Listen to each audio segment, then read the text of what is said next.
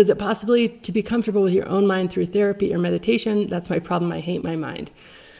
Oh, I have not done therapy myself. I know that might be hard to believe. I did some counseling when I was in my late teens, and it was literally 2 sessions before the counselor basically said, you're kind of beyond what I can help you with, and sent me to a psychologist who prescribed me medicine. And then I was on 4 different antidepressants for the next 20 years. And there's nothing wrong with antidepressants. I think that they can be such a wonderful tool. I just, in my situation, there are so many thinking tools that I could have used as at least to augment them or help them that I wasn't even aware of. So I have not done traditional therapy. Now, I've done a lot of coaching, and coaching is finding somebody who has what I want, so a model. They're living the life I want. In therapy, I have no idea what that person's life is like, right? And that's for a reason. That's how therapy works. You know, you want to have a clean slate. You don't want to know what the person's life is like.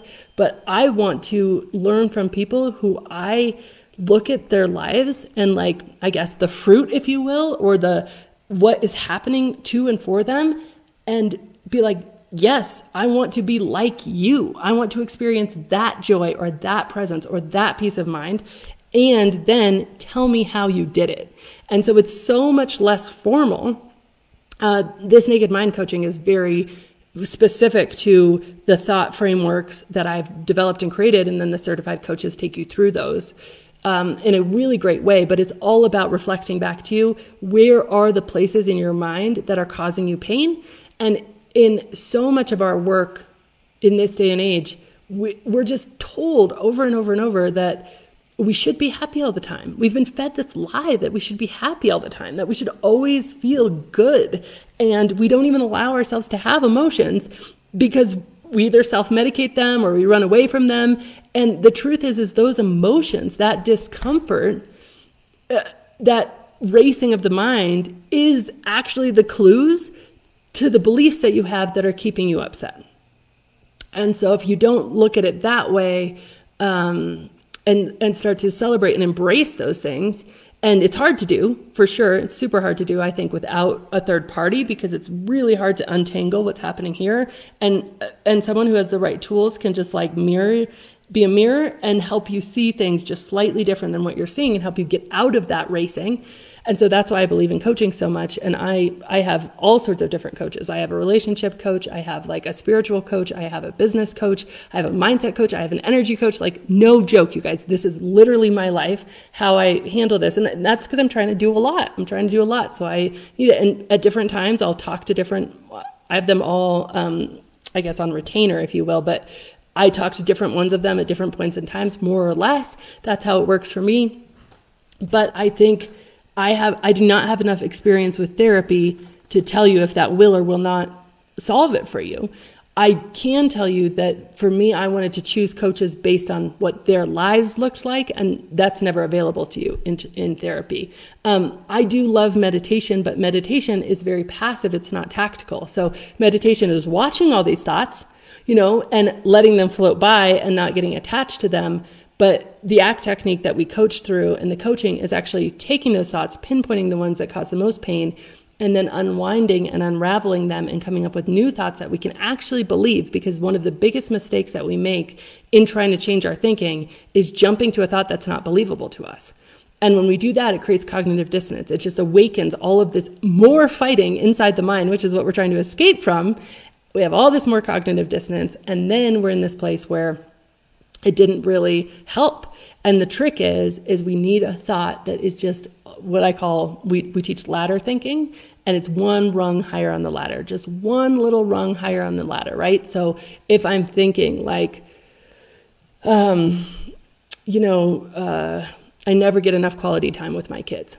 Pretend that's a thought. And first of all, I have to see that that's a thought. It's not reality. I believe it's reality because I'm just swimming in my own soup, right? So I believe it's reality, but then I see it's a thought. I never get enough quality time with my kids.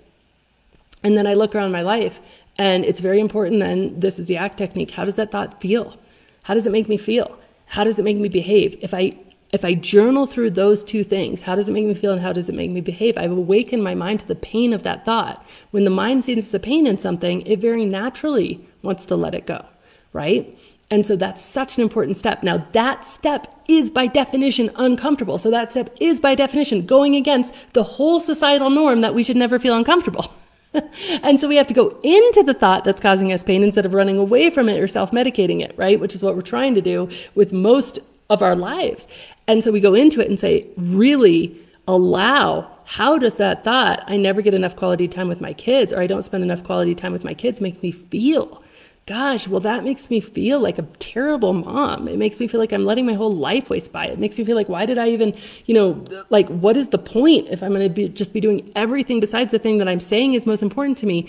And by the way, when I am spending quality time with my kids, my mind is on work or on something else. So then I feel like I'm not present there either. So like all of these feelings, right? And then how does it make me behave? Well, I actually avoid my kids even more because I feel guilty when I am spending quality time with them about all the quality time that I should be spending with them that I'm not. And we get all that pain out, then the brain says, oh, actually, I don't know. Like, it very naturally distances itself from that thought because it sees the pain, right? Just like touching a candle flame. You don't have to think about not touching a candle flame again because that was painful.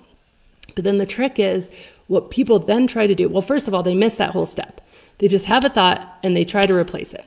They miss the whole step of showing themselves that that thought was painful in the first place, which is a very important step. Then what people try to do is they try to jump to a thought that they want to have or they think they should have. Like, I do spend enough quality time with my kids. And it's just not believable. Your brain calls BS. It's like, no, that's not true. And so when it believes that it's not true, it just creates, again, more cognitive dissonance, more neural distress, right? More neural toxicity, as Dr. Caroline Leaf puts it. So what you want to do is you want a thought that is at the very bottom baby rung of that ladder and says, you know what? I might not be spending enough quality time with my kids yet, but I'm going to make it a focus for the next 90 days to see where I can just add 2 or 3 minutes a day. Or I might not be doing it yet, but I learned things. I can learn how to do this too. Or, something that just makes you feel slightly better and makes you act or behave slightly better to get you closer to where you want to be. This is baby steps. This is micro commitments. And we try to jump from one really negative thing to one really positive thing. That's where you get the word toxic positivity, because it literally is toxic to your brain, right?